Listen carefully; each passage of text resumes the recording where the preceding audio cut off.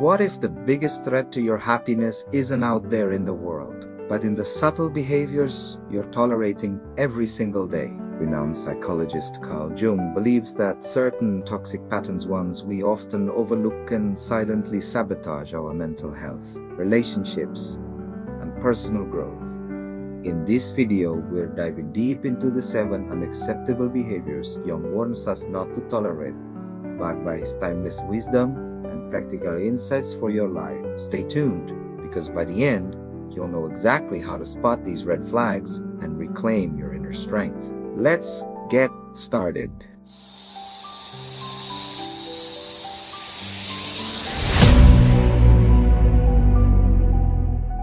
Hey everyone, welcome back to your favorite channel. If you're new here, we're all about unlocking the secrets of the mind to live a more authentic, fulfilling life. Today, we're exploring the work of Carl Jung, one of the most influential psychologists of the 20th century. Jung didn't just study the human psyche, revolutionized how we understand ourselves, from the shadow self to the journey of individual. But here's the thing. Jung also warned that certain behaviors, whether from others or ourselves, can derail our path to becoming our truest selves.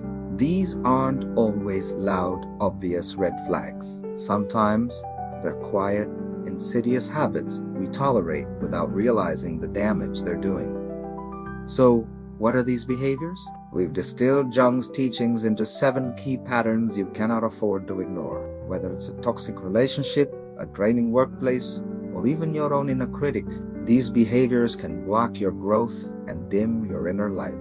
Over the next 20 minutes, we'll break down each one, share real life examples, and give you practical steps to stop tolerating them. Ready? Let's dive into the first behavior. First up, covert emotional manipulation. Jung was fascinated by how people unconsciously influence each other, often in ways that feel like love or care, but are actually about control. Think about that friend who always says, "I'm just worried about you," but their advice leaves you feeling small or guilty. Or a partner who twists your words to make you doubt your own reality. This is what Jung might call a subtle attack on your psyche. Why is this so dangerous? Jung believed our psyche thrives on authenticity, and when someone manipulates you, whether through guilt-tripping, or passive-aggressive comments, it chips away at your ability to trust your own feelings. Over time, you might lose touch with who you really are, which Jung saw as a betrayal of the individuation process, that journey to becoming your whole authentic self. Let me paint a picture. Imagine Sarah, a 30-year-old graphic designer in Chicago. Her boss constantly praises her work in public, but later pulls her aside to say, "You're lucky I'm so patient with your mistakes." Sarah starts questioning her skills, even though her clients love her designs. That's covert manipulation at work. It's subtle. It's disguised as care, but it's designed to keep you off balance. So, how do you spot this? Look for patterns where someone's words or actions make you feel confused, guilty, or less than, even when you haven't done anything wrong. Jung would say this is a sign their unconscious motives are clashing with your self-worth. And how do you stop tolerating it? First, trust your gut. If something feels off, it probably is. Second, set clear boundaries. Calmly but firmly call out the behavior. For example, Sarah could say, "I appreciate feedback, but I don't agree with how my work was framed in that conversation." Finally, distance yourself if the pattern continues. Your psyche deserves better. Next, let's talk about suppressing your true self.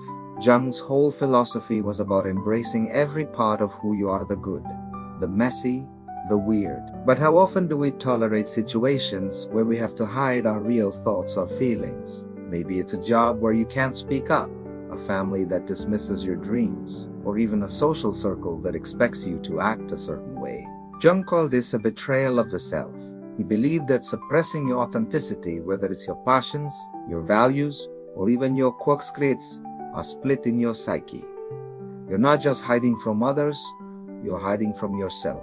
And that disconnection can lead to anxiety, depression, or a nagging sense that something's missing. Picture Jay, a 25-year-old from Seattle who loves writing poetry but works in a high-pressure finance job. His colleagues mock anything artsy, so he keeps his passion a secret. Over time, Jake feels empty, like he's living someone else's life.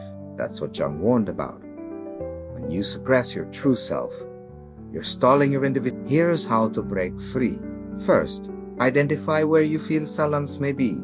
It's a specific relationship or environment. Then, take small steps to express your authenticity. For Jake, that might mean sharing a poem with a trusted friend or joining a local writing group. Jung would encourage you to integrate those hidden parts of yourself, even if it feels scary. And if the people around you can't handle the real you, it might be time to find a new circle that celebrates your uniqueness. Number 3. Ignoring personal boundaries. Jung was big on the idea of psychological integrity or right to protect your mental and emotional space. But how often do we let others cross our boundaries because we don't want to seem rude? Maybe it's a coworker who keeps dumping their work on you, or a family member who pries into your personal life.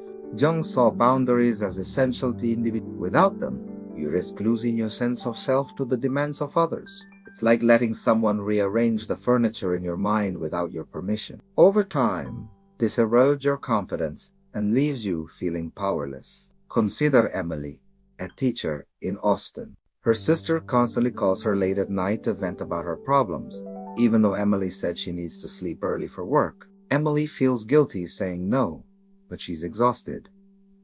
That's a boundary violation Jung would urge her to address. Here's how to stop tolerating these. First, clarify your boundaries, what's okay and what's not. Then, communicate them clearly. Emily might say, "I love talking to you, but I can't take calls after 9 p.m. on work night." Finally, enforce those boundaries consistently. If someone keeps pushing, it's okay to limit contact. Jung would remind you, protecting your psyche is an act of self. Now, let's get into something Jung was obsessed with.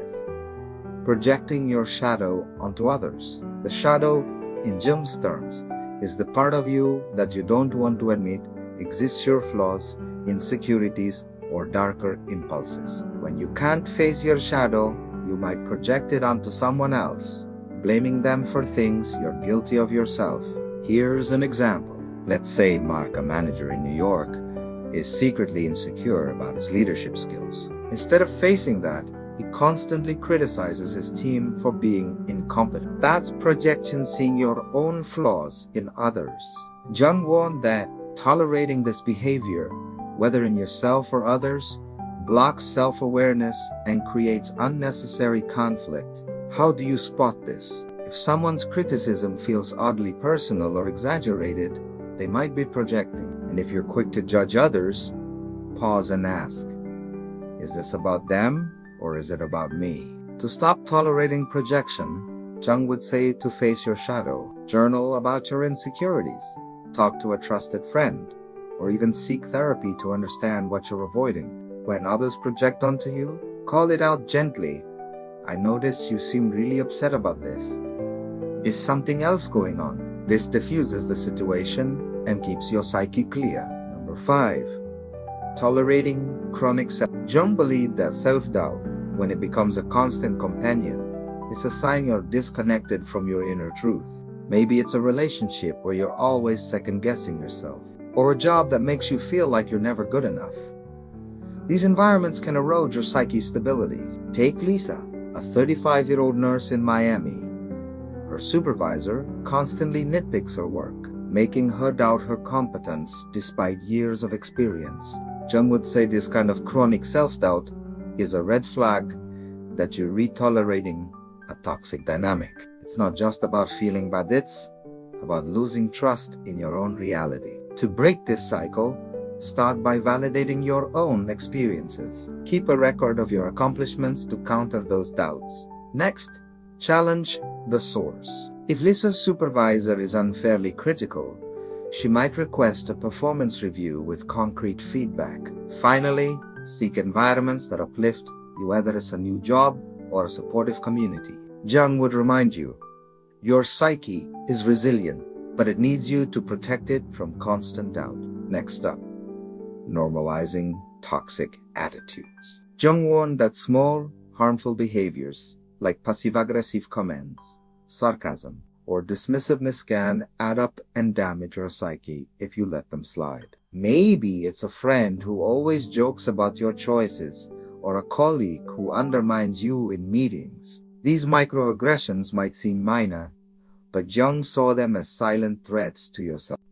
Imagine Alex student in Los Angeles. His roommates constantly make snarky comments about his vegan diet, calling it weird or pointless. At first, Alex laughs it off, but over time, he feels belittled. That's what happens when you normalize toxicity. It creeps into your psyche. Here's how to stop it. First, recognize the small slides that leave you feeling off are worth addressing. Call them out directly but calmly. Hey, I know you're joking, but those comments about my diet make me uncomfortable. If the behavior continues, limit your exposure, Jung would say. Don't let others' unconscious negativity dim your inner light. Finally, number 7. Sacrificing identity for acceptance. This is a big one for Jung. He believed that individuation, becoming your unique, authentic self, is the purpose of life. But how often do we tolerate situations where we have to dim our light to fit in? Maybe it's changing your style to please a group, or staying silent about your beliefs to avoid conflicts. Think of Mia, 28-year-old from Denver, who loves her quirky, colorful fashion but tones it down at her corporate job to fit in. Over time, she feels like she's losing herself. Jung would say this is a betrayal of your psyche's potential. Sacrificing who you are for acceptance stalls your growth and leaves you unfulfilled. To stop this, start small. Express your identity in safe spaces. Maybe Mia wears a bold scarf to work one day. Surround yourself with people who celebrate your uniqueness, not judge it. And most importantly, reflect on what makes you you. Journaling, meditation, or even therapy can help you reconnect with your core self. Jung's advice: never trade your individuality for a seat at someone else's table. And there you have it, the 7 behaviors Carl Jung warns us not to tolerate, from covert manipulation to sacrificing your identity. These patterns can quietly derail your mental health and personal growth. But here's the good news: you have the power to stop tolerating them by setting boundaries, embracing your true self, and facing your shadow. You're not just protecting your psyche or stepping into the life Jung believed you were meant to live. Which of these behaviors hit home for you? Drop a comment below and let me know. Maybe it's a story about setting a boundary or reclaiming your authenticity. If you found this video helpful, give it a thumbs up, hit that subscribe button, and ring the bell so you don't miss our next deep dive into the mind. Want more Jungian wisdom? Check out our playlists on psychology and self-growth linked in the description. Thanks for watching, and I'll see you in the next one.